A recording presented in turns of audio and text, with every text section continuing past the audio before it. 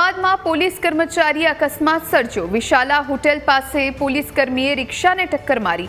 Police કર્મીની કારમાંથી બિયરની bottle મળતા હોબાળો મચ્યો। Police કર્મી નશામાં ધૂત હોવાનો સ્થાનિકોએ આક્ષેપ કર્યો। પોલીસ કર્મી પ્રકાશ દેસાઈ વટવા પોલીસ સ્ટેશનમાં ફરજ બજાવે છે। સ્થાનિકો પોલીસ કર્મીને મેથી પાક ચખાડે તે પહેલા સ્થાનિક પોલીસ ત્યાં પહોંચી અને પોલીસ કર્મીને પોલીસની પીસીઆર વાનમાં બેસાડ્યો। પોલીસને કારમાંથી બિયરની બોટલ મળી આવી। કારની ટક્કરે રિક્ષાને ભારે નુકસાન થયું। કોન્સ્ટેબલ પ્રકાશ દેસાઈની સામે કાર્યવાહી હાથ ધરાઈ। તો જે પ્રમાણે જ્યારે પ્રજાના રક્ષક જ પ્રજાના ભક્ષક બનતા હોય ત્યારે શું સ્થિતિ સર્જાય એ આપ અત્યારે આ જોઈ રહ્યા છો।